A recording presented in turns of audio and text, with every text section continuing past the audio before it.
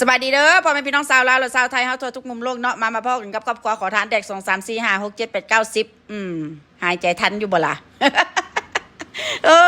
ยแกจะโซฟาเบื่อหน่ายกันเด้อเก็บอาการไว้เด้เก็บอาการไว้เด้เพราะว่าจังได๋เสียงเถิกเนี่ยมันก็เสียงมันเป็นเอกลักษณ์ดิเนาะพ่อแม่พี่น้องก็จะโซฟาเว้าอยู่โซฟาว่ากันซะเนาะมันบ่ล่ะพ่อแม่พี่น้อง มาเข้าเรื่องเข้าราวกันเลยพ่อแม่พี่น้องเป็นจังได๋บักหน้าหีบักหน้าเลียแตดโอ้ยออกมาเว้าติออกมาชี้แจงติลบไปว่าซั่นติเอ้ยลบไปเฮ็ดอีหยังคือบ่ปล่อยไว้มัวสร้างภาพตีโอ้ยสร้างภาพว่าหักลูกบ่เคยตีลูกบ่เคยตีเต้าจักเถื่อเว้ากระทบกระแทกใส่กับ FC ตลอดเวลาเนาะว่าพวกมึงเดี๋ยวเคยตีลูกสุดจังซี่ตีเป็นจังใดล่ะบัดเวลาทัวร์ลงน่ะโอ้ยเฝ้าลบคลิปทันไว้ก็บ่ไว้เนาะว่าซั่นซะพ่อแม่พี่น้องก็เลยต้องมาอัดใหม่มาดัดแปลงความปากความเว้าใหม่ถึงมึงสิเว้าจังใดนะพวกกูก็บ่ได้สนใจพวกกูบ่ได้แงเสดอกนะเพราะว่าหนังหน้าขึ้นกับมึงเนี่ยคือมันตอแหลไปวันๆนะแก้ผ้าหน้ารอดไปวันๆซื่อๆนะความจริงนะมันก็คือความจริงลูกมึงเนี่ยมันไปเกินแบบที่ว่าโอเคเอากลับคืนบ่ได้แล้วแหมปะนั้นน่ะยังออกมาว่าโอ้สิเอาอีลิงนี่ไปเข้าโรงเรียนเดือนพฤษภาโน่นนี่นั่นสุดท้ายมาเป็นยังไงพ่อแม่พี่น้องเอ้ยหม้อแหกแต่กระโปะก็มาเบิดทางนี่น่ะแน่แถมมีน้ำซ้ำมาว่าประเทศลาวก็สมโนครัวกันเขาก็เตะออกจากสมโนครัวอยู่บ้านอีลินยาวแล้วเรียบร้อยเนาะพ่อแม่พี่น้องสภาพหน้าตามันบ่ล่ะพ่อแม่พี่น้องนะเบิ่งบ่จืดเลยเพราะว่าโสมคักโสมแหน่และอีกอย่างหนึ่งเนาะติดอกติดน้ำไปได้เพราะว่าย้อนอย่างพ่อแม่พี่น้องคนมันขี่ให้ท้ายเปก็เว้าไปเบิดตัวทิพย์ตัวเด่นพ่อแม่พี่น้องพวกเจ้าเห็นบ่หมาขี่เฮือนเมื่อก่อนมันสิไปคุดบ่จูจอกจูจี กูว่าป้า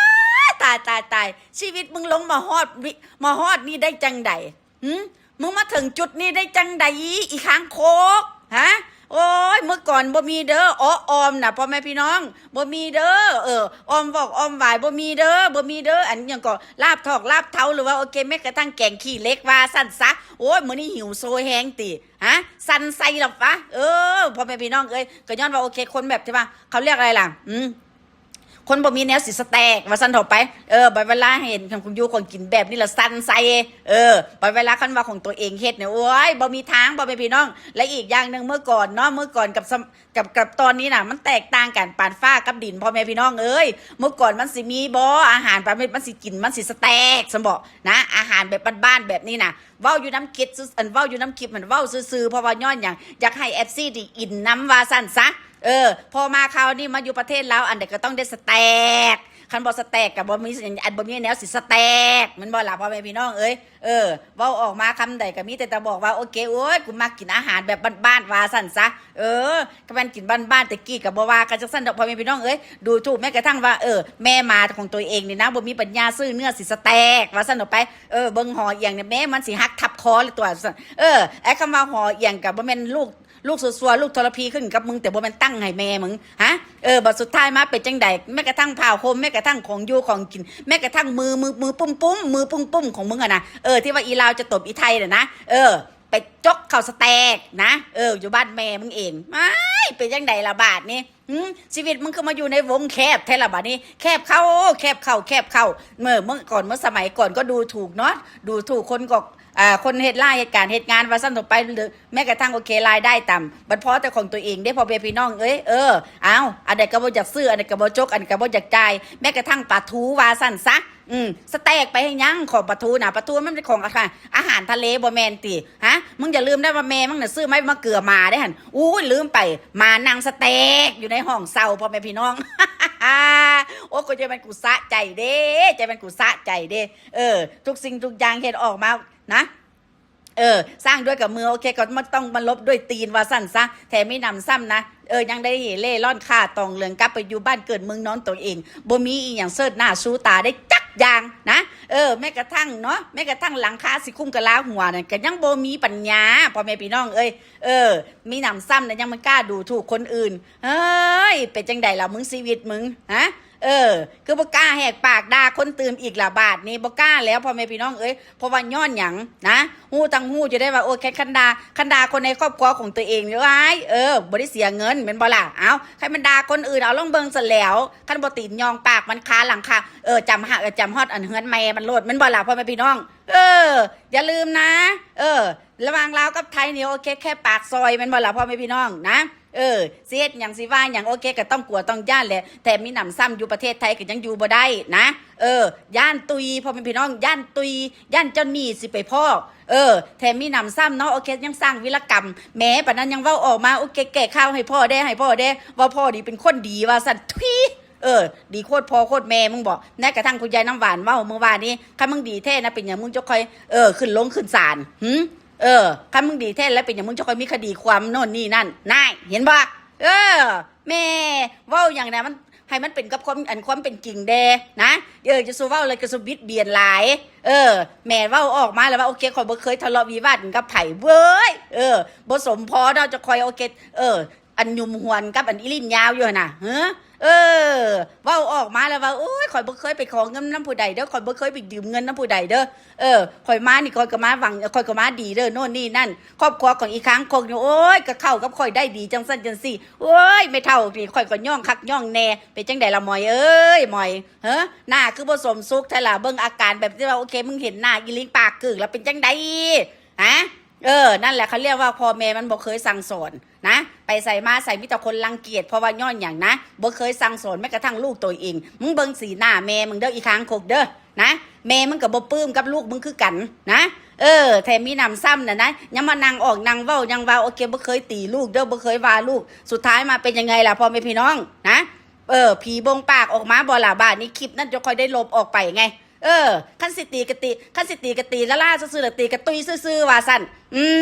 บัดเมื่อก่อนนี่โอ้ยลิงนี่ต้องมาที่หนึ่งนะลิงนี่ต้องได้เข้าโรงเรียนนะลิงนี่ต้องได้จบด็อกเตอร์พุ่นใดลิงนี่โอเคต้องได้มีอนาคตได้ลิงนี่จะต้องมีครอบมีครัวออกเงินออกเย้าออกเงินไปได้เพิ่นตัวเพิ่นวางอนาคตของลูกเพิ่นไว้บัดสุดท้ายมาเป็นจังได๋พ่อแม่พี่น้องเว้าออกมาแล้วว่าเจ้าน้อยมันก็ใหญ่บัดเวลามันใหญ่นะอาการสมาธิสั้นนี่มันหักกะสิเซาไปเองดอกว่าซ่านตายมึงเรียนจบม.สูงมึงเอาคำเว้าสิได้มาเว้ากูถามมึงเด้ฮะมึงเว้าแบบนี้นะมีแต่เฮ็ดให้คนหัวขวัญมึงเข้าใจบ่ฮะแหม่เพราะว่าย้อนหยังพ่อแม่พี่น้องตอนนี้เนี่ยนะกำลังขายดับขายดีว่าสนอไปกำลังขายอีลิงนะออกยังโลกโซเชียลเอาแล้วผู้ใดสิไปเข้ากล้องโน่นนี่นั่นกับอีลิงปากกึกนี่ว้ายดังเปรี้ยงปังเพราะว่าย้อนหยังเขาไปเบิ่งความอุบาทนะเขาไปเบิ่งความอุบาทของเด็กน้อยเขาไปเบิ่งความซัวของพ่อของแม่ที่ว่าเอาลูกมาขายอยู่นำโลกโซเชียลมึงฮู้จักบ่ว่าการกระทำของพวกมึงนี่นะพ่อแม่รังแกฉันน่ะก็คือหัวปอดพวกมึงฮะเว้าออกมามึงด่าได้ยังไงมึงด่าเด็กได้ยังไงเด็กคือผ้าขาวโน่นนี่นั่นเดี๋ยวสิไปซ่าได้เด็กหน่อยจังสั่นจังสี่เพราะว่าย้อนอย่างมึงบ่เคยสั่งสอนลูกมึงฮะเด็กซนกับเด็กขี้ดื้อน่ะเอาเด็กขี้ดื้อน่ะนะกับเด็กที่ว่าบ่ประสีประสาทอ่ะมันคนละเรื่องกันเลยนะมึงสิมาปะปนน้ำกันกับบ่ได้นะรู้ทั้งรู้อยู่ว่าพวกมึงน่ะบ่เคยบอกบ่เคยสอนแม้กระทั่งสิจกเข้าสแต็กยัดใส่ปากมันพวกมึงก็ยังบ่สอนนะสินับภาษาอย่างอย่างอื่นฮะมีเหรอที่ว่าโอเคพวกมึงน่ะไปหันมานี่น่ะมึงสิให้ลูกมึงคาดสายตาเพราะว่าย้อนอย่างมึงบ่เคยน่ะปล่อยมึงบ่เคยสั่งสอนลูกมึงให้ฮู้จักว่าซอยเหลือตนเองมึงน่ะก็ต้องได้เลี้ยงมันจนฮอดมือมันเฒ่านะจนมือมึงตุยคือกันผู้หลักกูสิบอกมึงให้นะแม่บ่กล้าเว้าบ่กล้าว่าบ่กล้าแซะสกับ FC อันบ่แม่นมีน้องครับอันผมออกมานั่งขี้แกงเด้ออันเพิ่นเว้าให้ข่อยจังซั่นจังซี่มึงบ่ต้องเว้าก็ได้ดอกว่าสันดานมึงน่ะนะสันดานมึงเห็นแก่ตัวมึงสแตกน่ะมึงสแตกก่อนลูกก่อนเมียบัดเวลามึงสแตกเนี่ยมึงเด้าพาเข้านะบ่ต้องบอกบ่มีผู้ใดบอกมึงบ่ต้องบอกเขาก็ฮู้นะแม้กระทั่งลูกมึงคือกันเขาก็ฮู้เบิดทั้งอันโซเชียลแล้วว่าลูกมึงเนี่ยนะเป็นเด็กสมาธิสั้นนะอาการมันไปเบิดลักอาการมันแย่ลงกว่าเก่าแม่เมื่อก่อนนะพ่อเป็นพี่น้องมันก็ยังดีได้หรอแม่นบ่ล่ะได้เข้าโรงเรียนโอเคได้ไปหาหมอโน่นนี่นั่นอยู่ในสภาพแวดล้อมที่ดีๆอ่ะนะ โดยเฉพาะแม่นถือว่าโอเคอยู่ในประเทศไทยแม่นบ่ล่ะมาอยู่ประเทศลาวน่ะเป็นจังได๋พ่อแม่พี่น้องอันนี้ข้อยก็บ่ได้ว่าโอเคประเทศลาวสิบ่ดีเด้อค่ะเด้อแต่ว่าสภาพแวดล้อมของอีลิงน่ะนะมันดีไหมคะพ่อแม่เนี่ยโอเคเอาลูกอยู่เอาลูกอยู่ในกรอบบ่สามารถที่ว่าจะต้องมีหมู่มีครูเหลือสปรินกับผู้นั้นผู้นี้ได้เพราะว่าย้อนหยังพ่อแม่เป็นคนขี้ข้านนะพ่อแม่เป็นคนที่ว่าโอเคไม่เอาไหนพ่อแม่เป็นคนที่ว่าปล่อยปละละเลยให้ลูกเนี่ยนะใช้ชีวิตอยู่กับแต่ตัวเองว่าซั่นทั่วไปบัดยามที่ว่าลำของลำคาญโน่นนี่นั่นก็มีแต่โยนมือถือให้ลูกเล่นลูกบ่มีกิจกรรมอีหยังเลยแม้กระทั่งสิไปลิ้นกับคนอื่นก็ยังบ่ปล่อยให้ลูกไปลิ้นเพราะว่าย้อนหยังลูกตัวเองไปหยุ่มคอไปหยุ่มหัวเขาไปกัดคอเขาแม่ปะนั้นยังเว้ายังกล้าเว้าออกมาว่าคันว่ามันใหญ่โตขึ้นมาแล้วโอเคมันสิเศร้าเองเพิ่นว่าตายนี่เหรอค่ะนี่เหรอคำพูดของคนเป็นพ่อเป็นแม่คนแม่นบ่พ่อพี่น้องมึงคิดได้ยังไงกูถามมึงเด้ฮะบ่แม่นลูกมึงเป็นหวัดเป็นไอได้เฉพาะสิเศร้าได้ปุบปับบาทเดียวฮะอาการนี่นะอาการลูกมึงนี่นะยังน้อยๆนะโอเคมันก็ยังไข้กว่าเก่าตัวเบิ่งดูนางสแต็กเข้าแม่มันก็บ่บอกแม่มันก็บ่สนเอามือนี่ไปจุ่มใส่ในอันอย่างเก่าแก้วน้ำหั่นแหมเอาจนอีหมอนมันท่วงสิว่าจังไดทุกคนส่วนอีเมมันว่าบ่อีเมนี่สั่นใส่สแต็กใส่เข้าค่ะบ่มีหยังค่ะแต่ละมื้อเนี่ยออกมานั่งเฮ็ดเฮ็ดคลิปมานั่งสแต็กให้สแต็กให้เบิ่งแล้วว่าเฮ็ดก็มีดึงดราม่าเข้ามาแค่นั้นค่ะนะมีอยู่บอกค่ะพ่อแม่พี่น้องได้สาระอย่างใดค่ะฮะอย่างนี้น้อยเนาะพ่อแม่พี่น้องทุกมื้อนี้นะแอปซี่กับหูตาแจ้งสว่างกันเบิดเพราะว่าย้อนอย่างติ๊กกี้เพราะมันเฮ็ดมันเว้ามันวายอย่างออกมานี่นะโอ้มีแต่คนเสือมีแต่คนหลงไหลมันเพราะว่ามันหาแดกกันทางด้านนี้อยู่แล้วเนาะแต่ว่ามาเดี๋ยวนี้ได้พ่อแม่พี่น้องถ้ามันเว้าเกี่ยวกับเรื่องลูกมันขึ้นมานี่ปึ๊บว้ายแอปซี่นี่เอาผู้ใหญ่ใจนี่โอ้แล่นจนเอาหัวต่ำกันพุ่นแล้วแย่งกันโอนเงินพุ่นแล้วเจ็บเป็นเอ็นอุ่นก็คือกันโอ้ยแลนใส่รุ่นแล้วดีบ่เดี๋ยวโอเคโอ้ยเอาน้องคกน้องเป๋เดี๋ยวพี่ฝากของไปให้นะโน่นนี่นั่นของอยู่ของกินเสื้อผ้าหน้าแพสมัยนี้ล่ะคะเป็นยังไงคะบ่มีค่ะบ่มีเลยสิเรียกหา FC นะก็ยังยากเส้นยากลำบากแล้วนะเมื่อก่อนเนี่ยโอ้ยทำตัวเป็นกลางไงทุกคน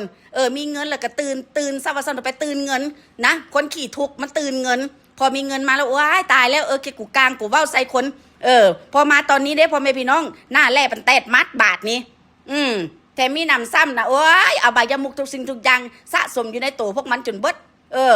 ปื้มบ่ละหมอยบาทนี้น่ะมึงปื้มบ่นี้ลูกเคยปากสมาแจ๊ะมึงน่ะฮะเอาไปเอามามึงก็สิบ่ได้ไปอมมักกะดออันลูกเคยปากสมาแจ๊ะมึงอีหลีแท้ๆติบ่บาทนี้น่ะ